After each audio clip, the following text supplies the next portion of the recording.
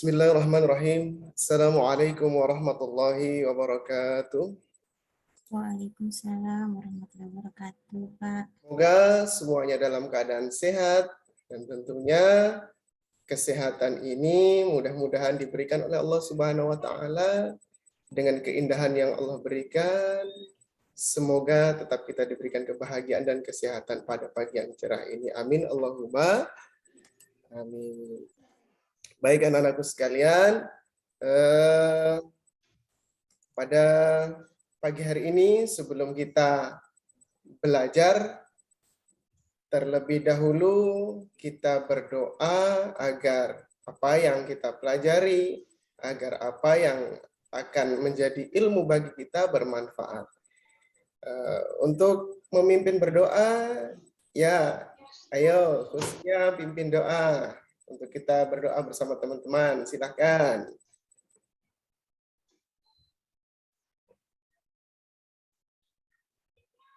Ya, silakan. Ajak teman-teman untuk berdoa, kita berdoa bersama-sama. Mari teman-teman kita semua berdoa terlebih dahulu. Sikap berdoa. Berdoa mulai. Bismillahirrahmanirrahim. Raditu billahi robba wabil islami dina wabil muhammadin nabiyya wa rasulah. Rabbi zidni ilman nafi'an warzuqni fahma. Alhamdulillahirabbil alamin. Iya, baik. Terima kasih. Semoga doa kita ini mengantarkan dalam proses pembelajaran kita.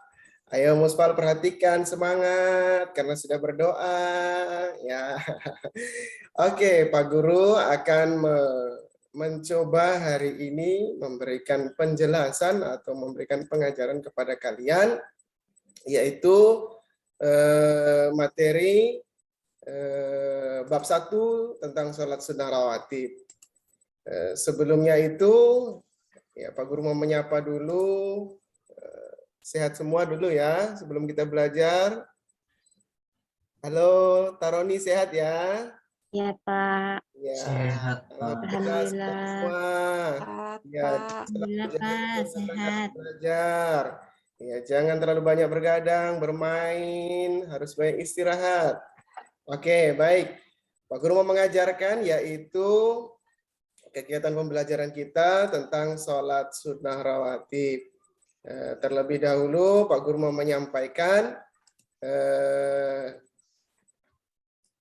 apa yang menjadi maksud dan tujuannya, yaitu supaya nanti pada materi ini kalian bisa mengerti tentang apa itu sholat sunnah rawatib, kemudian menyebutkan jenis-jenis sholat sunnah rawatib, bilangan dan jumlah rakaatnya berapa. Nah, untuk itu Pak Guru mau share, karena kita prosesnya daring, Pak Guru mau share yaitu materi kita tentang sholat sunnah rawatib. Mohon diperhatikan.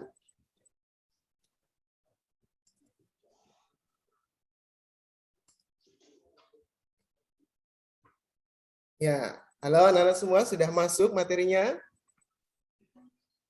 Iya Pak, sudah. Oke, baik. Alhamdulillah. Baik. Materi kita yaitu tentang sholat sunnah rawatib bab 1. Nah, sholat sunnah rawatib ini sering kita lakukan dalam setiap harinya. Namun mungkin anak-anak masih belum paham sebenarnya yang seperti apa sholat sunnah rawatib.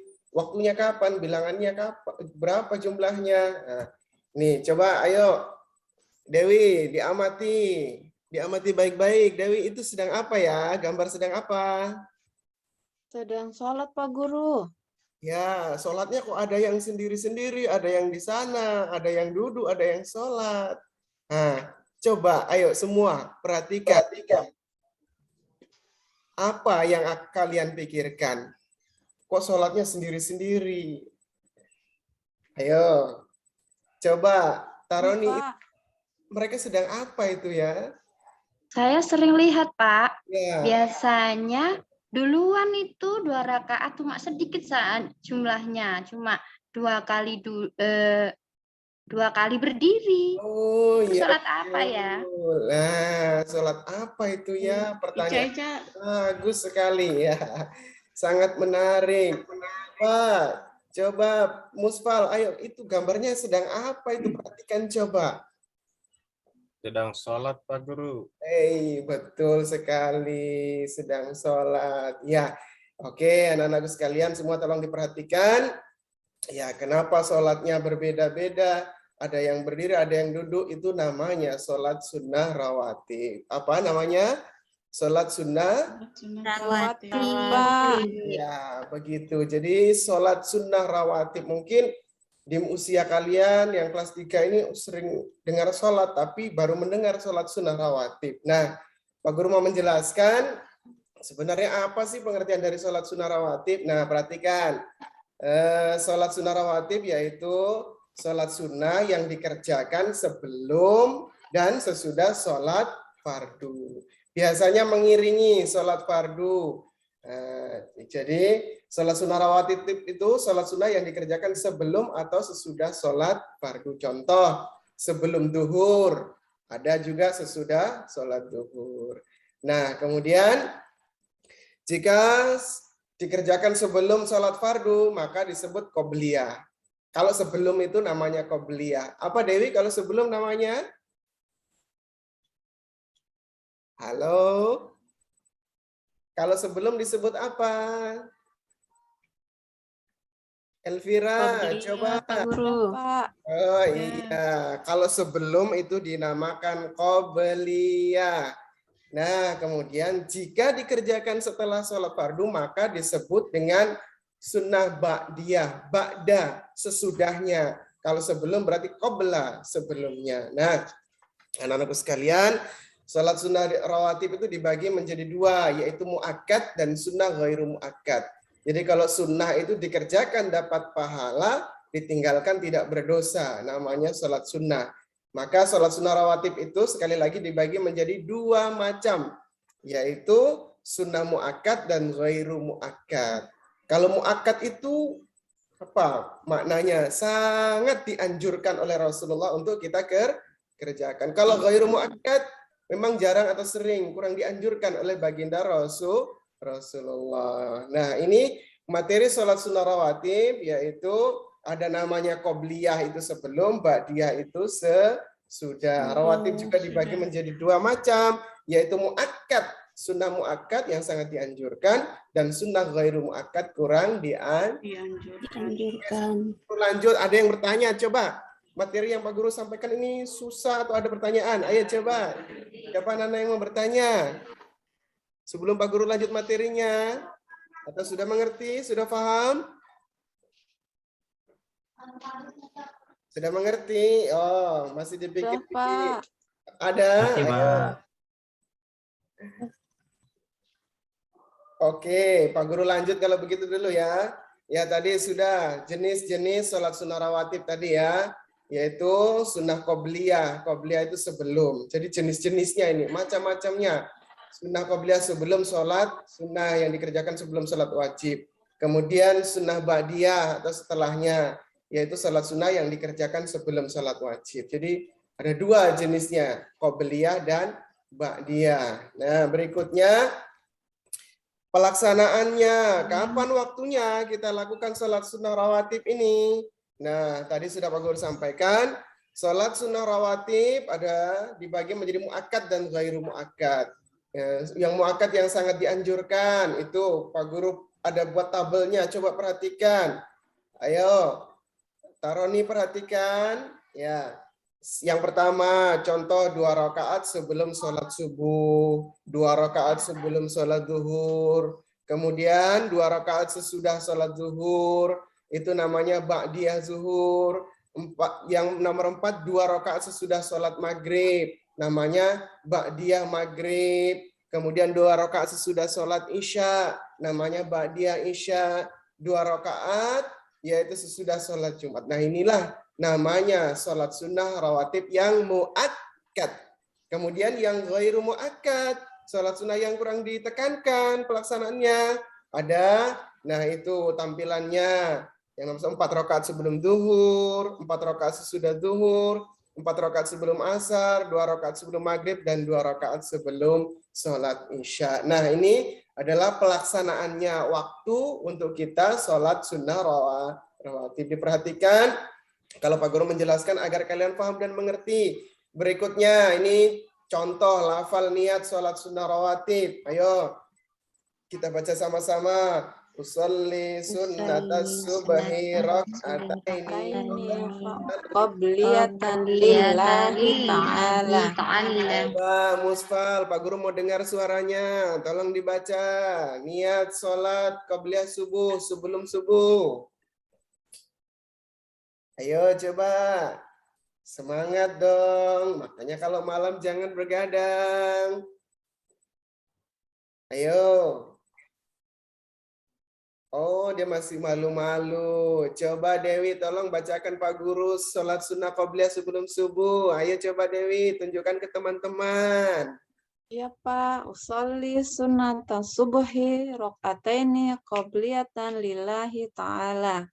Iya, betul sekali. Itu namanya niat sholat qabliyah atau sebelum sholat subuh. Subuh. Pahalanya, ganjarannya sangat besar sekali di sisi Allah Subhanahu wa Ta'ala. Ta'ala. Perhatikan, dari materi sholat sunnah rawatib ada hikmah, ada manfaatnya.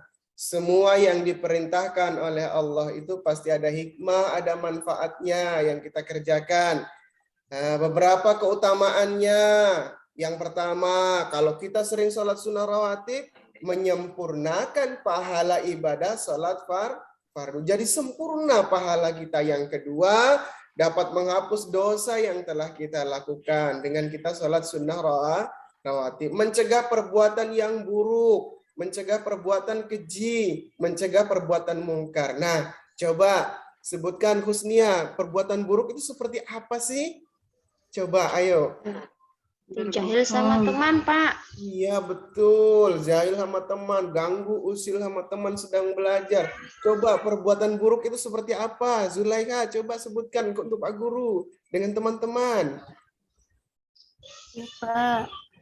Selalu mengganggu temannya kalau sedang belajar. Ya, betul. Itu namanya perbuatan buruk yang sangat dibenci oleh Allah karena kita yaitu melakukan perbuatan buruk. Yang keempat, pahalanya lebih baik daripada dunia dan seisinya. Nah, ini anak-anakku sekalian bahwa sholat sunnah rawatib ini sangat ditekankan oleh baginda Rasulullah. Nah, yang terakhir yaitu tata cara sholat sunnah rawatib. Tata cara sholat sunnah rawatib sama dengan sholat fardu, sama dengan sholat yang lainnya. Gerakannya yang membedakan hanyalah niat pelaksanaannya dan juga jumlah rakaatnya. Selain itu, sholat sunnah rawatib dikerjakan secara yang munfarid atau dilakukan sendiri. Tidak dilakukan secara bersama-sama, sendiri. Dikerjakan sendiri. Sholat rawatib juga bacaannya tidak dikeringkan, kecil-kecil saja. Nah, itu adalah materi kita tentang sholat sunnah rawatib. Tadi ingat, ya sholat sunnah rawatib itu sholat sunnah yang dikerjakan sebelum atau sesudah sholat fardu. Nah, anak-anak sekalian, itulah materi kita pada pertemuan kali ini, yaitu tentang sholat sunnah rawatib. Oke, ya kita simpulkan kegiatan kita atau belajar kita pada kesempatan hari ini, yaitu tadi sholat sunnah rawatib, yaitu sholat sunnah yang dikerjakan sebelum atau sesudah sholat fardu atau yang sholat fardu. Sholat sunnah rawatib itu dibagi menjadi dua, yaitu qobliyah dan Ba'diyah. sebelum. Kemudian ba'diyah itu sesudah. Kesimpulan berikutnya yaitu ada muakkad dan ghairu muakkad. Muakkad. Kalau ghairu muakkad ya kurang dianjurkan. Nah, itulah kesimpulan daripada materi kita. Kemudian anak-anakku sekalian, Setelah kalian mengerti, setelah kalian paham, oh ternyata sholat sunnah rawatib seperti itu, nanti Pak Guru akan kirimkan LKPD-nya atau lembar kerja peserta didik. Namun karena daring, maka Pak Guru akan kirimkan melalui Google Dokumen atau nanti melalui Google Form. Nanti kalian mengerjakan soal di situ dengan teliti, dengan hati-hati, nama, kelas. Nah, soal dengan Google Form itu nanti akan muncul. Nah, kemudian dikerjakan dengan hati-hati, dengan teliti. Nah, kemudian setelah mengerjakan dikirim. Nanti akan muncul di Pak Guru nilainya dengan Dan harus tanggal 11. Oke, jadi seperti itu kegiatan belajar kita tentang sholat sunnah rawatib. Dan tolong diingat pekerjaannya atau yang sudah Pak Guru sampaikan dan suruh kepada kalian, tolong dikerjakan dengan sebaik-baiknya. Baik anak-anakku sekalian, sebelum Pak Guru akhiri, sikap yang baik yang harus kita lakukan adalah yang pertama, yaitu kita menjalankan perintah Allah diikuti dengan sholat sunnah. Kemudian sikap yang baik adalah kita selalu taat dan patuh kepada kedua orang tua. Taat dan patuh kepada orang tua apa contohnya? Coba Taroni. Halo? Coba taat dan patuh kepada orang tua seperti apa ya? Oh, coba Husnia apa ya taat dan patuh kepada orang tua? Coba tunjukkan ke teman-teman sebagai akhir penutup kegiatan kita. Saya sering membantu orang tua. Betul sekali. Dewi biasanya apa kegiatan untuk orang tua? Yang baik untuk orang tua.